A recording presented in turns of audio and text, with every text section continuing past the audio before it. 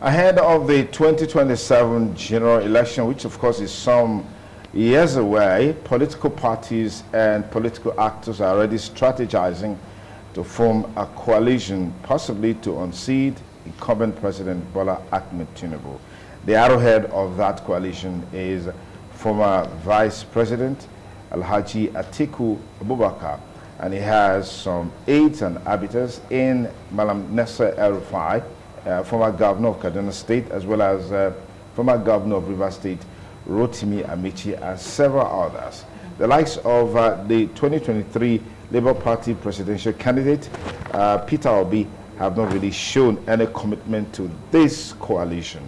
Well, recently an event was held where all of these political gladiators came out strongly against the policies of President Bola Ahmed Tinubu. We've also seen reactions coming from the aides of Mr. President. We have joining us now from Abuja, the coordinator of Nigeria Cannot Continue Like This, Comrade Pastor Tony Lemoe Akeni. Tony, thank you so much for joining us on the program. It's my pleasure being here. Okay.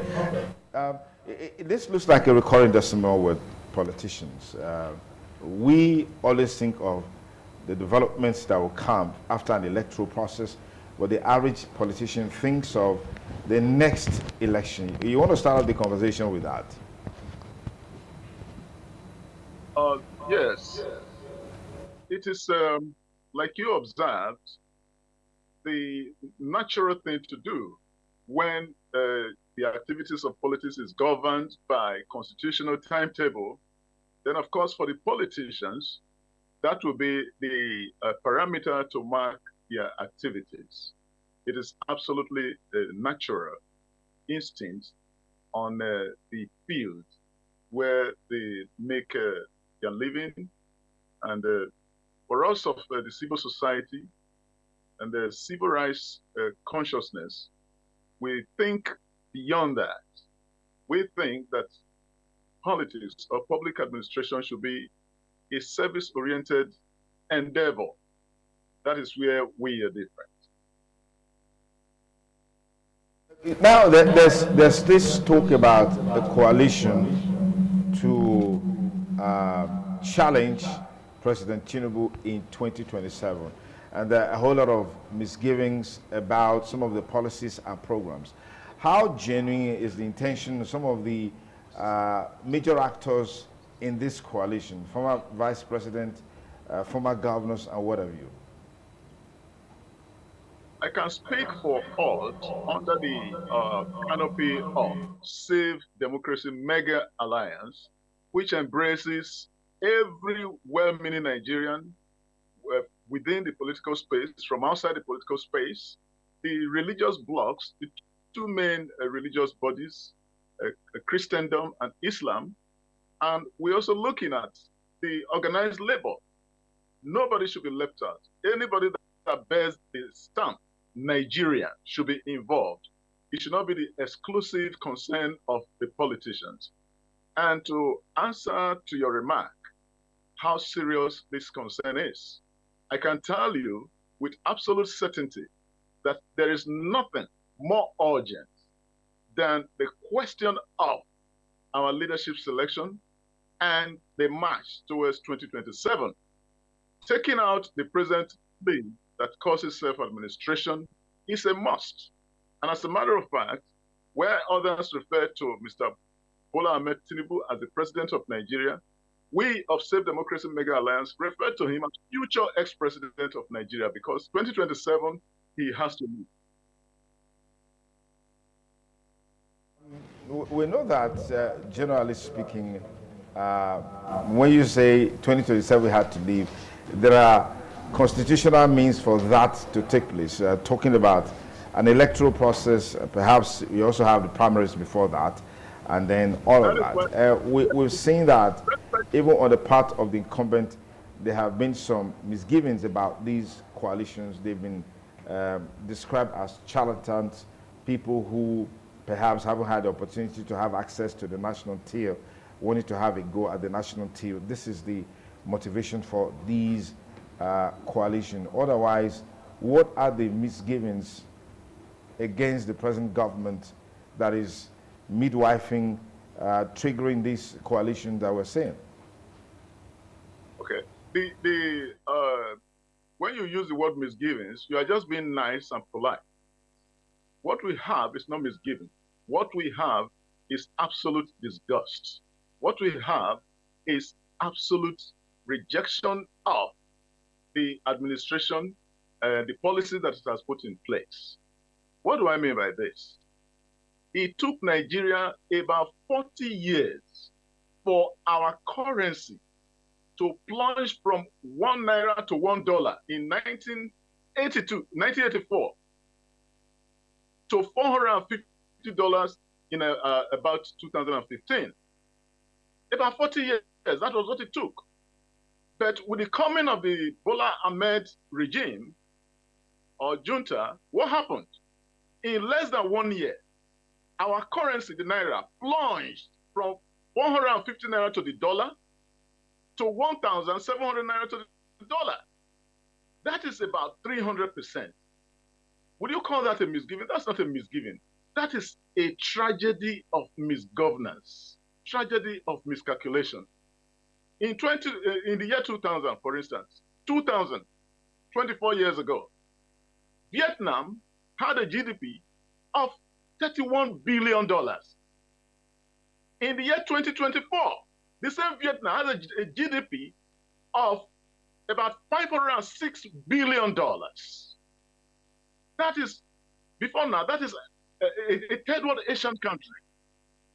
You cannot compare the volume of natural resources, whether solid minerals, liquid, natural gas, oil that Nigeria has, to what the land and people of Vietnam have. Yet look at what good governance or fair governance has done to their economy. From $31 billion GDP in the year 2000 to $506 billion in the year 2024. Compare Nigeria.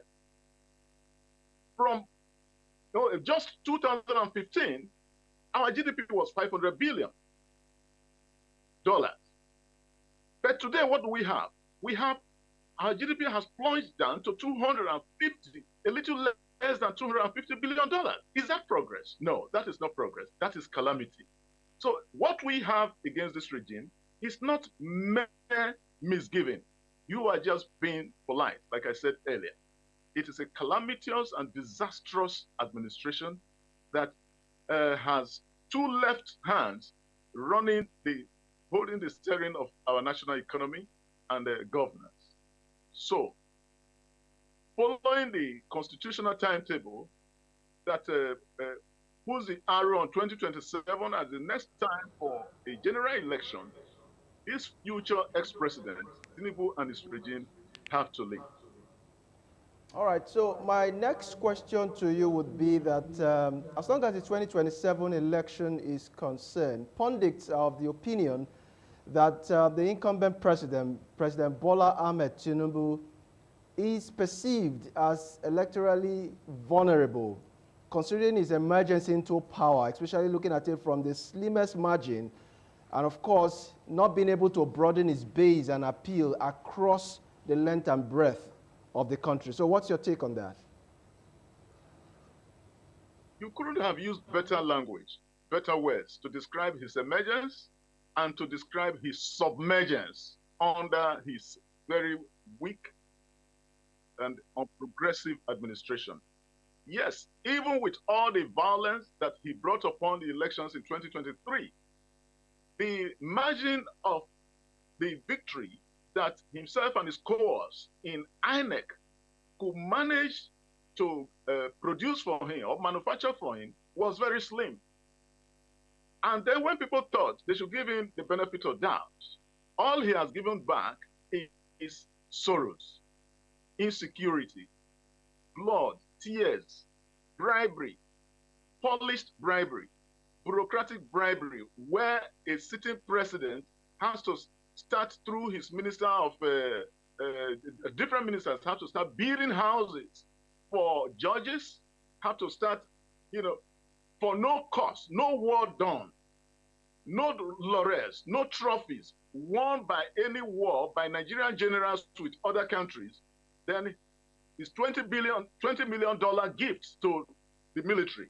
All that is rigging in advance. And therefore, instead of allowing this calamity to go on, this is one of the reasons that has inspired the columns of coalition that you are hearing about across the country. What you are seeing is what is mostly visible right now is the activities of the political actors. But when we, the people of Nigeria, from all walks of life, civil society battalions, come and put our boots on the streets in the struggle of 2027, you will know that even the political actors that you see more today are the lesser figures in the agitation for President Bola Ahmed Tinubu to zip his bag, for APC as a political party to zip their bag and get the heck out of governance. Let me pause you for a moment, Tony Lemoine. We'll come back to you in a moment. We have joining us now the President of Network of Civil Society Organization of Nigeria, Comrade Emmanuel Ogbedi. Comrade, many thanks for joining us. Thank you very much. Good morning. Good morning. Okay, now let's look at it from this perspective.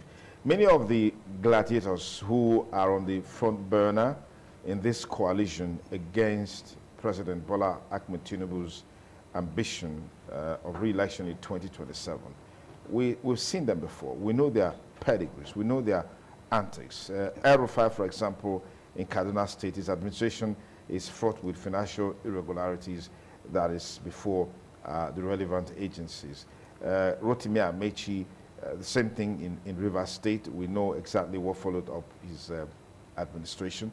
Former Vice President Atiku Abubakar. I mean, these are people we've known over the years. Yeah. We know. So what is your take on the integrity of these personalities driving this project? Okay, thank you very much. Very quickly, I want to align myself with our brother speaking from the other side. His concerns are genuine. His issues and his projection and his analysis are real. And some of those issues we canvassed before 2023 general election that brought about this very government. But our concern still remains the reality on ground, as it were.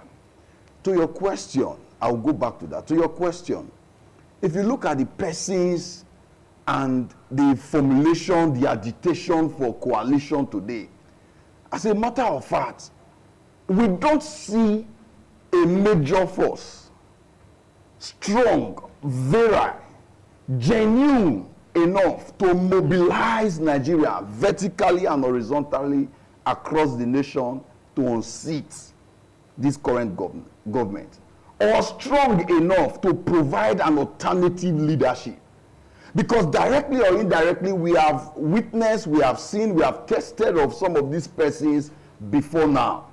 The person of El-Rufai, what does El-Rufai actually have to tell Nigerians? Is it because the Ahmed Bola Tinubu government did not favor you again today? All they need to do to El-Rufai is to bring about and probing the Southern Kaduna killings. And that becomes the end of El-Rufai agitations. While he was sitting as a governor, we had thousands of people were slaughtered, were maimed, were killed every day in Southern Kaduna. And you still have issue of financial impropriety and all what have you. We know the issue of Rotimi Amechi. As we speak today, if you look at the reality on ground, the APC government led by Ahmed Bola Tinubu currently controls almost all, including the major opposition party. He has his men, he has his strong men there in Labour. He has his strong men there in whatever party. Only recently, after 2023 general election, we got to know that even Atiku spokesperson was a major supporter of Ahmed Bola Tinubu. As it were, the point I'm trying to make, as it is today, Bola Ahmed Tinubu currently parades the most sophisticated political team in Nigeria. I don't like him. I don't like his style of governance. You know, I've criticized his government. I've engaged on issues about his policy, both the macro and microeconomic policy that have brought Nigeria to its knee, and people are crying today. But in the reality of things, why people will be running in 2027, Ahmed Bola Tinubu will just be walking into presidency. Because don't be surprised, including people that are agitating for this coalition now, he already has his men as part of those that are agitating, that are calling for the coalition. And when he gets to the heat of the game, you will see how things are falling apart. He's a strategist. There is no politician that thinks more than the Ahmed Bola Tinubu team. That is the fact of what we are facing today. And two, if we are going to contest the 2027 election with the current Electoral Act, where INEC still reserve the power either to transmit results via electronics transmission of result, or he decide to collate manually, then everybody are wasting their time. We cannot be contesting election in this mood again, because if INEC still reserve that power, my brother, you are a good sport analyst, you know what we call leg over. If the leg over happens again, everybody will be on shambles.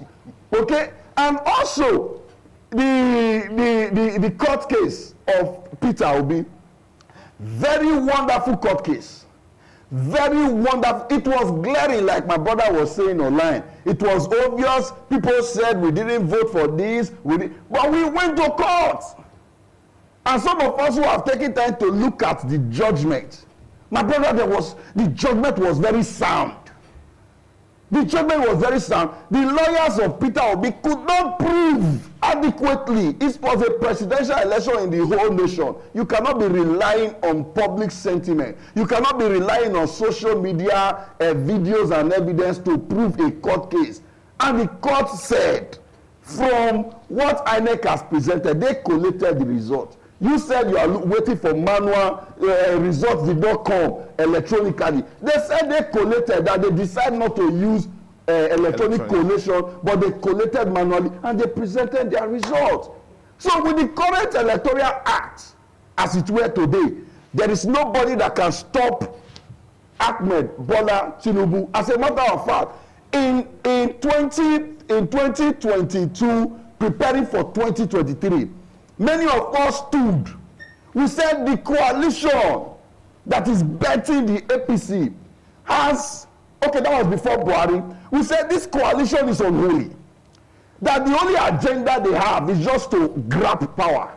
And when they have access to power, they will have nothing. They have nothing to do, to offer to Nigerians. And that played out in the 8 years of Muhammadu Buhari that wasted Nigerians' time and took us 20 years back for where we were coming from. Okay. And again, Tinubu took over power. We don't know. This is 2 years. If he also will have something different to offer. But as it is today, and Nigeria feeling very well, no. But the real thing is that if power truly belongs to the people, we'll be discussing 2027 with Tinubu. But power don't truly belongs to the people now. And and those in power cannot freely give power to the people. The people has to take the power by themselves. Okay. So if that is correct, my brother, lastly, if that is correct, it therefore means that the elites that decide who becomes what, as it is today, are still with President Bola Ahmed Tinubu. Interesting. All right, so based on the points you just mentioned, yes, and of course looking at it from the electoral review, I want to take your mind back to a video some time ago where one of the G5 governors, I'm talking about Autumn, said openly that as long as they are concerned, they are giving the Asiwaju-led administration the support it needs. Is it also safe to say, with your own narrative, that as long as the current electoral review has not been done, and with the system that INEC is likely to go the other way this time around, especially when it comes to 2023 election, is it safe to say that the incumbent president, Bola Ahmed Tinubu, is home and dry when it comes to the 2027 election? Yeah, exactly. For those of us who choose to be very realistic as it is today, you see, my analysis is based on 2 points. As it is today, there is no force, there is no political permutation, there's no political team that can displace the Ahmed Bola Tinubu team in terms of political engagement. Politicians still lives in the old of political agberoism and shooting of guns to win election. It is now intellectual engagement and manipulation of other laws, of other beavers, of other those who are the umpires. Now, for autumn that you've just said, that is a major opposition party in Nigeria. As we speak today, the PDP are very unserious. Still having people like Wike as a member, a sitting member of PDP, a minister in Ahmed Bola Tinubu, sure one of the best member of PDP. APC PDP. Okay, let me put it very well. You know, people were saying Tinubu was gaffing during his campaign when he said PDAPC. So Wike is actually the PDAPC that he was talking about. He knew what he was talking about. So right now, we are not sure if we still have PDP or we still have APC. What we have is PDAPC. He has brought them together.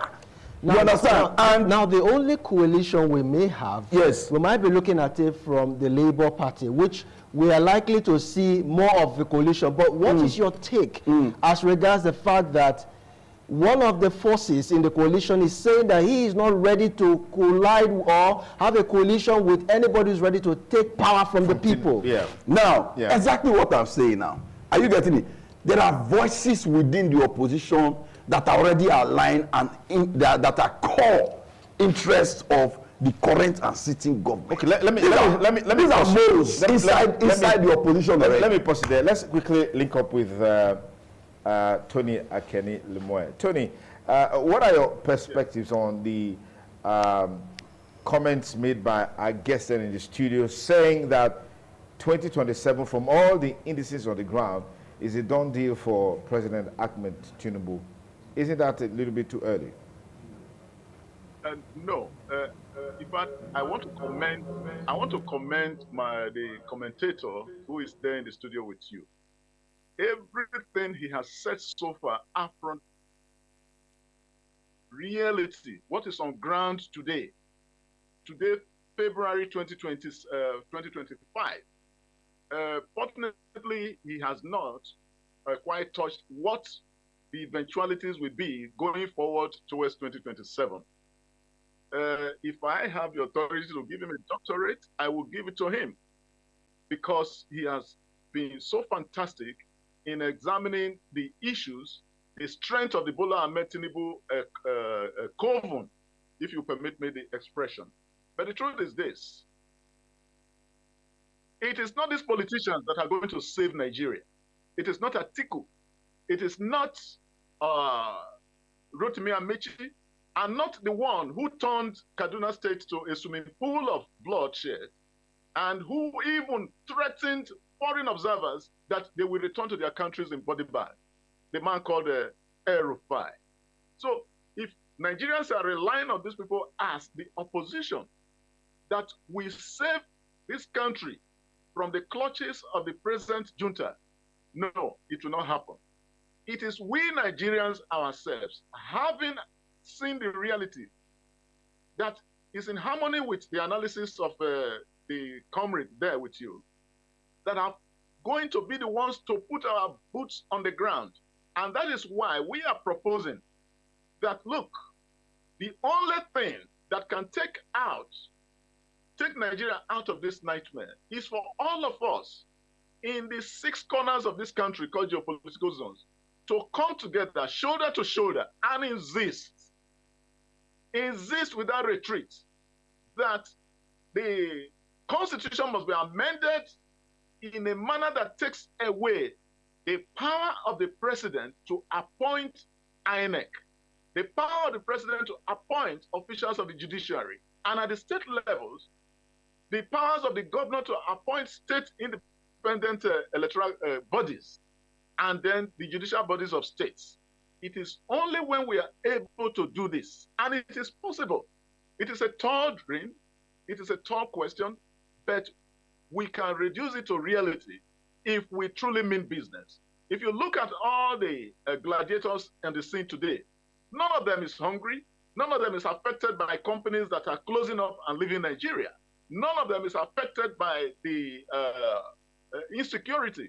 Only a few retired generals that are cornered by killers and herdsmen and kidnappers are seeing the rot of what civilian populations see every day in their lives, now outside uniform.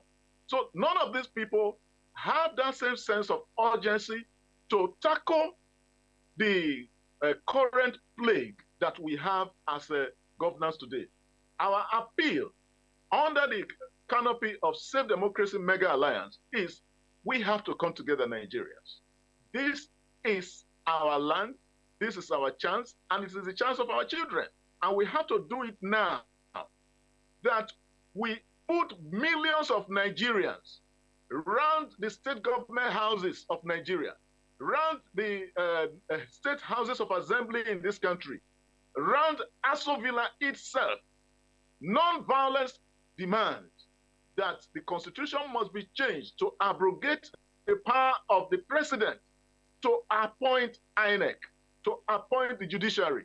Otherwise, even if you scale through winning the votes on the streets, the judiciary is there to ambush you. And like the commentator said, this man be a mastermind in the intricacies of elections and politics of the worst kind. There is no way he will appoint people who will torpedo his return to power in 2027. The only people to do it are we, the Nigerian people.